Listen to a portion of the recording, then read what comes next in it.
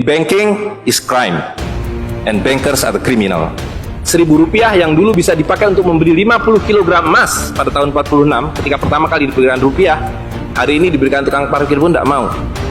Maka mereka ganti gambarnya dengan Soekarno-Hatta, nolnya ditambah 2 menjadi 100.000. Yang 99.000 dari mana? Ya kan? 99.000 dari mana? Dan kalau ini kita belah 2, dibelah 4, mau saya kasih 4 mahasiswa. Kemana samannya tadi itu nilainya? Ya, ini seperti sihirnya Fir'aun yang menjadikan tali sebagai ular. Nah, orang Amerika bilang, pedagang Amerika, saya juga punya kertas sendiri, namanya greenback. Tapi kertas saya punya 10.000 kali lipat dari kertas saudara. Jadi kalau bapak ibu sekalian, adik-adik pergi ke Washington sana, ke New York, bawa uang 100.000. Belum tentu mahasiswa punya uang 100.000 kan? Harus bekerja 2 hari untuk mendapatkan uang 100.000. Pergi ke Washington, saya mau beli Coca-Cola 1 botol. Apa mereka bilang? Apa mereka bilang? Ini kertas funny, this is funny paper, gak laku. Tapi siapapun datang ke Ternate dengan $100, you punya cengkeh, berikan pada saya. Saya mau beli, you punya Coca-Cola, tapi saya minta 1 truk. Apa yang kita lakukan? Kita berikan Coca-Cola 1 truk karena mereka bilang, mereka bisa yakinkan kita selembar kertas mereka 10.000 kali lipat dari lembar kertas kita. Dan mereka bilang kita punya kertas tidak laku, mereka punya kertas laku di seluruh dunia. Betul nggak? Dengan cara itulah seluruh cengkeh Ternate habis, pala Ternate habis, seluruh kekayaan Ternate habis, hanya diganti dengan byte komputer. Dengan cara itulah kemiskinan dan pemiskinan dilakukan oleh para bankir. Jadi banking is crime and bankers are the criminal. Kalau kita tadi punya uang 100.000, di sini ada 1 handphone, maka berapa harga handphone ini? Ceteris paribus kata ekonom. Maka harga handphone ini ada 100.000, ya kan? Tapi ketika ini digelembungkan menjadi 2 juta, sementara sumber daya alamnya tetap, berapa harga handphone ini? Menjadi 2 juta. Dan itu mereka bilang inflasi. Jadi inflasi adalah kebohongan. Karena uang kertas adalah penipuan, worthless, no value, dicetak makin banyak, nilainya merosot. Bebeknya mah tetap, cengkehnya tetap, palanya tetap, tapi nilai uangnya yang merosot. Semakin besar uang Anda bukan semakin kaya, semakin uang besar Anda berarti semakin miskin. Bisa diikuti. Maka ketika terjadi krismon, rupiah makin tidak laku, harus dibikin uang 100.000. Dan sekarang uang 100.000 sudah mulai tidak laku. Ibu-ibu sudah komplain kalau pergi ke pasar dengan 100.000, betul nggak, Bu? Saya tidak bisa beli apa-apa ini. Maka mereka 2 pilihannya. Pilihan pertama adalah mereka akan mencetak uang 200.000, 500.000. Tapi tidak mungkin, komputer sudah nggak bisa menghitung, kalkulator nggak bisa menghitung, hang, terlalu banyak nolnya.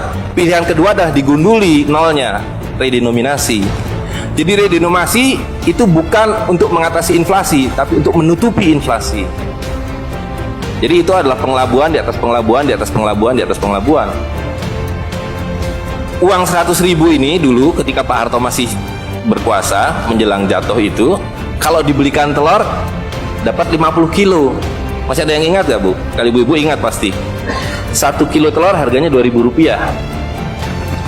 Begitu Pak Harto jatuh, dibilang ini gara-gara krismon, uangnya sama, walaupun ini belum ada waktu itu, karena ini masih 50.000 aja udah besar waktu itu.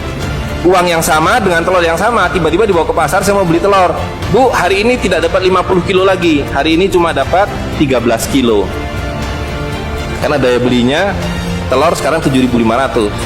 Dan hari ini kalau di pasar Ternate berapa, Bu, harga telur sekilo? Hari ini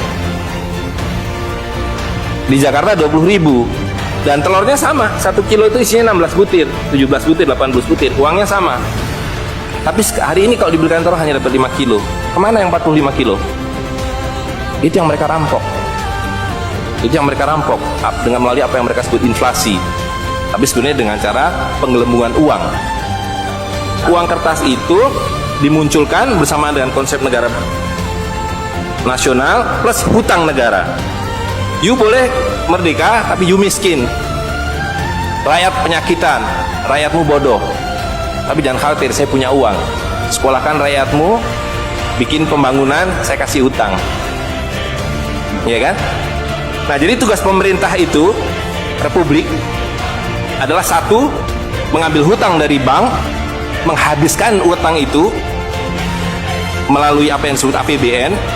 Lalu dulu mereka tanya, jadi bagaimana saya membuat APBN? Jangan khawatir, sekolah kan anak-anak pintar kamu ke Berkeley, ke Chicago, ke Harvard. Mereka dididik untuk membuat pembangunan.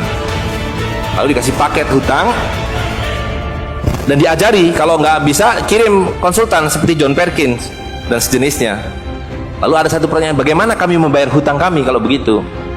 Mereka bilang, you punya 200 juta rakyat, pajaki rakyat kalian. Pajaki rakyat kalian. Kalian punya pala, punya cengkeh, habisi hutang kalian. Karena you membayar hutang. Kalau kita hutang 5 miliar dolar setiap tahun, apa mereka kasih berkoper-koper dolar? Apa yang mereka kasih ke kita? Mereka hanya mengetik di komputer 5 miliar dolar, ting, masuk ke Bank Indonesia. Nanti Bank Indonesia tinggal kirim ting ke Bappenas, Bappenas ting ke departemen-departemen itu. Tapi ketika kita mau membayar hutang mereka, bisa kita mengetik di komputer 5 miliar dolar, ting, dibiarkan ke Bank Dunia? Gak bisa, you mesti punya devisa. Dari mana kami punya devisa? You mesti beli dolar kami. Caranya ke bank hutang kalian, habisi boksit kalian, habisi mineral kalian. Betul nggak? Nah, jadi itulah yang terjadi di dalam sistem Fir'aun sekarang ini, bahwa pemerintah itu didesain hanya untuk mengambil hutang dari bank, menghabiskan melalui APBN dan proyek, dan memajaki rakyat. Karena itu pajak semakin hari semakin tinggi, semakin banyak, semakin tinggi, semakin banyak. Sekali lagi, pemiskinan itu adalah dibikin oleh sistem.